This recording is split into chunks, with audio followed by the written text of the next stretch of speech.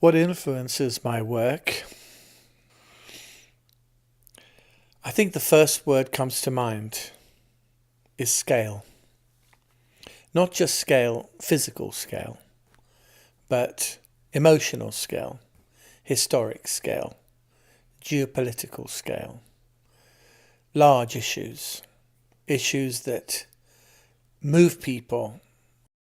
Going to India was a very powerful period for me because firstly I was born and grew up there and hadn't been back for 50 years, and it's been sitting on my shoulders for the last 50 years. There were buildings that were exactly in the same condition as when I left, but worse. And the landscape was in exactly the same condition as I left, but worse. Growing up in India was quite a thing for me, really, because firstly, I'm Jewish, and I had a very Jewish upbringing. But it was surrounded by very big Hindu expressions. There was the puja, the Diwalis, the Holis. There was also the Ramadans and the mosques and all the temples. And that is everywhere in India, and it's very, very strong. So I wasn't so much confused as I was influenced.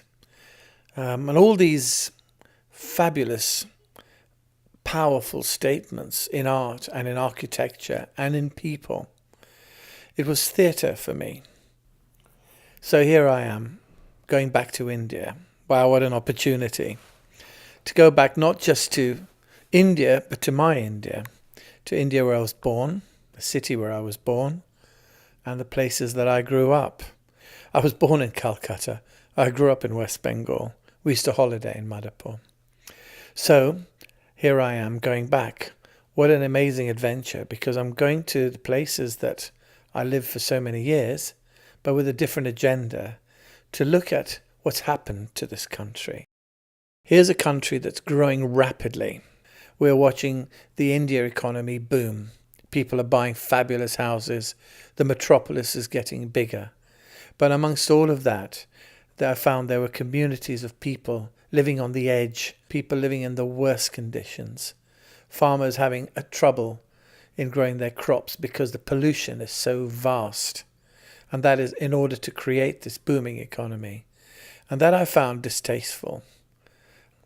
And I think as an artist, I wanted to deal with the structures and the vision of an India which has its spirit in one place, but is physical reality in another. I'm using structures, temples, pylons, religious artifacts, but giving them a twist, showing them as part of poverty, showing them as part of a climactic change. It's a very personal approach, and it's an approach that meant a great deal to me because I grew up there. I've had a lot of challenges making these pieces. Did I want to make an epic piece of work that was really showing the vast inequality of climate change? Did I want to show a large, powerful, moving piece of work? Because in a way, being in India for me, in this particular trip, it was not like that. It was a lot more quieter. So this is a more subtle approach. It's not the big epic war pieces that I've been used to doing. This is more about a sort of subtle piece of poetry. And it was a form of poetry for me, being in India, because of all these different influences. And also watching how people are trying very hard to help themselves and to come out of this by themselves. And I think that's the bit that I found very, very powerful.